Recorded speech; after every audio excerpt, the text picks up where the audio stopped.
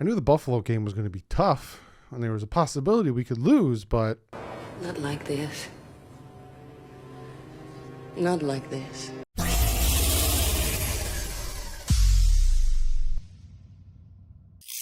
What is up, Finn fans? I hope you guys are doing all right. Everyone take a deep breath. During the live stream, I got a lot of people who the sky is falling. We suck. Everything's horrible. The season's over. Everything. We'll talk about that. I'm going to talk about a lot in this video. I'm going to pop up some clips. Hopefully I don't do too many and get copyright striked. I am going to do the film breakdown of this game. I'm not going to do the entire game, but I'll do pivotal points. I'll talk about two series before he unfortunately got injured. I'll talk about a bunch of things, but let's just jump into this game. No beating around the bush. Actually, no, sorry. I do have to shout out some new members. Shout out to JR, Cody Wilson, Jared Gibbs, and I Am Batman, which... awesome. I think your icon is awesome. Friggin' 1990s animated series. For being new members, thank you guys so very much for joining the membership. Now, let's talk about this game. The game did not start off well at all, in the least bit. That long touchdown run, it was two plays, started from the Miami's 46, horrible. 46 yards, two plays on a 46-yard Devin Singletary run. That was garbage, right? Then the Dolphins come out, right? First, the Dolphins came out. They went nowhere in the first drive. You can blame Tua all you want, and I do the film breakdown, right? The first play was they were going to do the play that they were running all last game where hike the ball real quick, throw it to Devontae Parker on a slant. Tua drops back, looks, Devontae Parker has a corner behind him, and he has the safety in front of him, double covered. Tries to look to his right to make another throw, sack. No time at all. Then we get a run for nothing, and then another sack, which Jesse Davis had an absolutely putrid game today. Then, like I said, the touchdown. Then we get the ball back. We start on our own 26. We actually get somewhat of a drive, about 31 yards, get down to their side of the field. Again, the kid is getting no time in the pocket. And then unfortunately, again, and I'll pop the clip up of Jesse Davis completely wafting on his block. Tua goes to throw the ball, his arms up in the air. The defensive end sacks him, lands on him, and unfortunately he's dealing with a rib injury. Now, I know, and we'll talk about this later on, I know some of you guys who don't like Tua and think he should be gone are happy. That's messed up if you're happy for a player getting injured. But other people, it sucks because I saw a lot of promise in this kid. It was his second game. I really wanted to see what he could do. We'll see what the injury is. I'm hearing it's a bruised rib. I'm hearing it could be 1 to 3 weeks. They're going to do an MRI. He got an x-ray during the game. It was negative, no broken ribs. So we'll see how long he's out, but I'll talk more about that afterwards, right? Then another touchdown from the Buffalo Bills. This time they just methodically moved down the field. They started on their own 49, moved down the field, touchdown pass to Stephon Diggs, 5 yards, right? So then you look at that, right? And you're like, God, the defense giving up 14 points, offensive line's not blocking for anything. What the heck? But then after that, it was just all of a sudden the Dolphins defense woke up. I forgot to talk about the stats, so let me jump into the stats. I jumped right into it. Let me talk about the stats real quick. Josh Allen, 17 for 33, 179 yards, and 2 touchdowns and an interception. Josh Allen did not have a good day today. Now, yes, the 2 touchdowns are fantastic. He threw for 179 and an interception. He didn't have that great of a day today. Now, he didn't have a bad day, but he didn't have that great of a day today. Devin Singletary, 13 carries, 82 yards. Besides that one big 46-yard touchdown, he didn't carry for much. Josh Allen did what he normally did, 5 carries, 35 yards. Zach Moss, 8 carries, 26 yards. Stephon Diggs, like I said to you guys, limit what he can do. We did 4 catches for 60 yards. Emmanuel Sanders, 2 catches for 48 yards. Cole Beasley, 4 catches for 36 yards. And then you look at the Dolphins stats. Jacoby Brissett, 24 for 40. The man attempted 40 passes for 169 yards. Imagine throwing the ball 40 times and you only get 169 yards and an interception out of that. And unfortunately, Tua won for 4 for 13 yards. Myles Gaskin, 5 carries for 25 yards. Malcolm Brown, 5 carries for 21 yards. Jalen Waddle, 6 for 48 on receptions. Devontae Parker, 5 for 42. Mike Gesicki, 3 for 41. Let me get back to what I was saying, because reading those stats just broke my heart. But the Dolphins defense gives up 2 touchdowns in the first quarter and then shut down the Bills. And I said that in the live stream, that the Dolphins could still be in this if it wasn't for their putrid offense. And it's true, because after their 2 touchdowns, this is what the Bills did. Interception, punt, miss field goal. Like oh, sorry, I missed one. Fumble, punt, interception, punt, miss field goal. That's what the Bills did after their first 2 touchdowns. They did nothing. Josh Allen was overthrowing players. Josh Allen was underthrowing players. He was still making certain throws and he was still making plays with his feet, but the defense shut him down. And then the second quarter started and it was touchdown, but then punt, touchdown, end of quarter. It was bad. But this game wholeheartedly is on the offense. Wholeheartedly on the offense. Now, yes, the Dolphins defense gave up 2 touchdowns in the first quarter, but how many times was the Dolphins offense in the red zone or in vicinity to get points, whether on the 43 or whatever? Because Dolphins started on Buffalo's 42, interception from Jacoby Brissett, right? Dolphins started on their own 21. They go 63 yards, get on their side of the field, fumble from Jakeem Grant. Then the Dolphins end up starting on the Buffalo Bills 24 after an interception, turnover on downs, with some of the dumbest play calls. I'll talk about that in a second too. The dumbest play calls. This game 100% is on the offense. Yes, the defense in the second half just gave them another 3 touchdowns, but 2 opportunities to tie the game up. They score and there's drops left and right. Devontae Parker had a touchdown go through his hands. Albert Wilson had 2 drops. Jakeem Grant had the fumble. Waddle had the drop that, the punt return drop that causes them to get the ball. It just, the offense, I don't know if it was the offensive line, because at this point, the offense struggled so bad to score. And Tua wasn't in there. So you can't blame Tua anymore for the offensive struggles, because Jacoby Brissett was in there. And they were struggling. Absolutely struggling. Whether it was the offensive line, whether couldn't run the ball, couldn't get time to pass the ball. Josh Allen, flip it over. The struggles on the defense was there was no pass rush. We had 1 sack from Emmanuel Ogbah in the game. Other than that, Josh Allen had 4 or 5 seconds to throw the ball. And with that type of time, you can just wait for your plays to develop and get open. The Xavier Howard caused fumble. No, sorry. Jerome Baker caused the fumble using his helmet.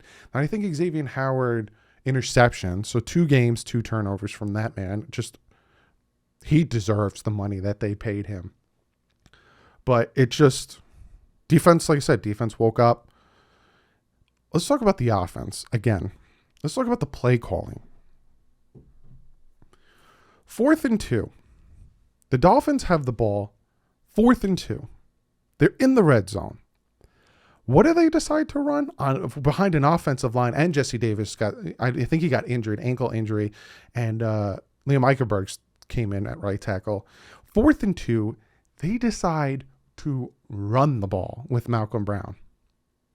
They come in I think it was I formation, and they run the ball on 4th and 2. If it was 4th and 1, 4th and inches, all right, I can understand. Have Jacoby Brissett do his thing he did last week and get a first down. 4th and 2. They run. There was some of these calls. I think it was 3rd and 15, and they decide to throw a screen to Waddle. And it goes for 3. It's some of the play calling just, and this is what I'm thinking, right? Because even when Tua was in there, they started to throw quicker passes. They started to throw behind the line passes, slants, quicker passes. And it's because the offensive line couldn't give the quarterback enough time to throw the ball, enough time for plays to develop. Because Jacoby Brissett was sacked 5 times. 5 times in this game. So maybe that's why on 3rd and long they decided to go for a screen to Waddle, but it makes no sense at all. At all. There were some penalties that weren't called. We get the roughing the passer with a helmet to the face of Josh Allen. But there were some penalties not called on the Dolphins, like the hit to Waddle's head when he makes the catch. It's just, and I'm not going to, the penalties aren't the reason we lost 35-0. Doesn't matter how many penalties you give to the Miami Dolphins. They ain't winning this game 35-0. It was a sloppy game. An absolute sloppy game. Did the Dolphins get cocky after beating the Patriots in New England? Were the Buffalo Bills pissed about losing the game to the Steelers? Whatever it was just sloppy. And for a home opener, it was sad. It was sad. And I'm going to talk about one more thing, and then I'll talk about some bright stuff to talk about, because I know a lot of you guys are probably like, "You're bringing me more down, Doug." Tua Tagovailoa, this is the thing that people were worried about with Tua. He's a smaller quarterback, 6 foot, 6'1". I think he's 215. And I know you guys in the comment section are like, "He's not 6 foot, 6'1". Look it up. The way he got hit, it doesn't matter what type of quarterback, how big the quarterback is, you're gonna get hurt, because this defensive end landed on him with his shoulder in his ribs, and he had his arm up from throwing the ball. You're going to get hurt. It doesn't matter how big of a quarterback you are. But him being out, right? From what I'm hearing, it might be 1 to 3 weeks. Him being out, for a fact a certain name and a certain trade is going to pop back up. Are the Dolphins going to pull the trigger on that? I think the Dolphins are going to stay pat and sit at the fact of they're not going to overpay for him. That's why the trade wasn't made in the first place. And that's why it's probably not going to happen now. For one, we don't know what's happening with him off the field. And for two, the Texans might still be asking for too much. Too much. And the Dolphins would probably be like, "No, we're good with Jacoby Brissett. We'll call up Reed Sinnett. We'll take Tua. We'll put him on injured reserve. Again, it's only 3. He can come back after 3 weeks. And we'll figure this out." But, if they do make the move, they make the move. I'm not saying yes or no. I'm not predicting it. But don't expect it to happen very quickly. And I bet you the Houston Texans are licking their chops right now, saying, "Well, now they need him, so we're going to ask for so much more." And the Dolphins are going to be like, "No, we don't need him. We're fine." But on the brighter side, right, a lot of the stuff that is our problem can be fixed. I think the Dolphins should honestly go out and pick up a tackle. Schwartz, I think his name is, the right tackle that was on the Chiefs. Go out and get him. See if he's healthy, because he did have back surgery. See how he's doing. Make that move. DeCastro is also out there. I know he's contemplating retirement, but go out there. You need help on this offensive line, because it doesn't matter who the quarterback is back there. The amount of time that these Dolphin quarterbacks are getting to throw the ball, and the sample size is so much bigger now, because it's not just Tua. Jacoby Brissett couldn't get in the end zone. Plain and simple. Yeah, some of the play calls were stupid, but watch when I break down the film. He has no time to throw the ball. There were so many times where the Bills' front were in the backfield instantly. Horrible blocking. It was just horrible. But looking at, like I said, the future, and looking at, a lot of guys think the season's over. I don't think so. It's week 2. I like to tell you guys, I told you guys in the live stream, I give it to about week 4. Because if you remember last year, we went 1-3 going into week 5. Then we won the next 2 games, and then we went on a tear. So I'm not sitting here. I'm not worried. I will say losing to the Bills 35-0 sucks more than anything. But we're not losing to a Bills team that is like 0-5. 35-0. We're losing to a Bills team that went to the AFC Championship last year. A Bills team that's pretty good. Like, I'm pretty sure if we lost to the Tampa Bay Buccaneers 35-0, you'd be like, "Well, the Tampa Bay Buccaneers are Super Bowl champions." The Bills aren't that bad. The Bills aren't bad at all. So, again, like I said in the intro, I knew it was going to be a tough game. I knew it was going to be a hard-fought game. I did think that the Dolphins were going to play better than they did now. Like, geez Louise. I picked them to win by 4. I said it could go either way, but God, I did not expect 35-0. I did not expect the offense to not score a single point. I did not expect the offensive line to give up. Let me see how many. 1, 2, 3, 4, 5, 6. 6 sacks. Did not expect the offensive line to give up 6 sacks. And Greg Russo, their rookie, he got 2 sacks. He got the most sacks on that whole. Justin Zimmer got a sack. Greg Russo got 2 sacks. Teron Johnson got a sack. Micah Hyde got a sack. And Matt Milano got a sack. Did not expect that at all. I thought the team would have played much better on offense. Again, the defense, yeah, they had the 2 starting touchdowns, but they shut them down for a good quarter and a half. And then they probably got real tired from being on the field so much. But no, the season's not over. You can bounce back from this. After the first quarter review, we'll see how I feel. But right now, no, I don't think the season's over. We'll see what happens with Tua. We'll see what happens with the quarterback position. I know a lot of you guys who don't like Tua, or a lot of you guys who are skeptical of Tua, or a lot of you guys who wanted to take Justin Herbert or make the trade for Deshaun Watson from jump feel like justified right now and are probably like, they screwed this up and blah, blah, blah. It is what it is. You can't control it. All you can do is look forward to the future and figure it out. So we'll see what happens with Tua. We'll see what happens with his injury, and we'll see what the Dolphins do. At this point, I cannot predict anything. Again, back then when the whole Watson situation popped up, I was saying it's not going to happen. It didn't happen because the timing just didn't make sense. Now, I got no idea. Would I personally do it? No. I'd probably rock with Tua. I want to see what his injury is and how bad it is. Then I'll make a decision. But comment below. Again, be respectful. I always say that. I know this is a bad loss, and a lot of you guys are angry.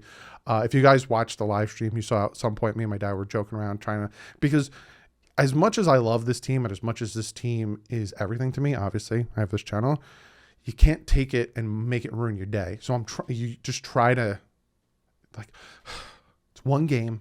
It sucks. Bounce back. You know Brian Flores isn't going to be like, all right, game, well, all right, team. He's going, Joe Philman. We'll get him next time. He's pissed. So we'll see how this all pans out. We'll see if they address the offensive line, because the offensive line is just, to me personally, it was the trenches.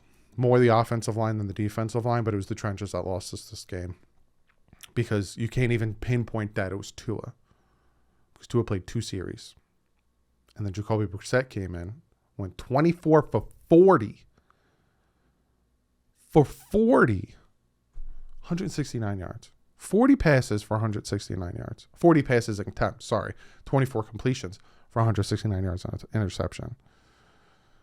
And it ain't just Tua that's the problem. And it's kind of showing light to that. A lot of people say that Tua is the reason the offense struggles. Tua is the reason the offensive line sucks. Tua is the reason that the defense is tired. Jacoby Brissett went in there and did the same thing, if not worse. Because at least Tua had 2 touchdowns with that stupid interception last week. But on to the Raiders. I'm on to the Raiders. I'm going to do the film breakdown. As soon as the All-22 comes out, I might have to get the overseas one again. But get the film breakdown. Again, I'll try to keep it under 40 minutes. We'll see how much I have to talk about. It might not be a lot. But yeah, other than that, guys, take a deep breath. We got this. Let me know. Comment below. Do you want me to do a live stream best clips with me and my father? Because we didn't do anything good, but we had some funny stuff. So comment below if you still want one of those. If not, I will see you guys Tuesday. Monday if there's news. If there's Tua news, definitely tomorrow. But Tuesday, Big O, me and him are starting our own weekly show. And then Wednesday, hopefully with the film breakdown. But other than that, guys, I love you. It's going to be all right. It's the second week of the season. We're 1-1, tied for first place in the division. Sucks to lose, but long season to go. But like usual, stay classy and fins up.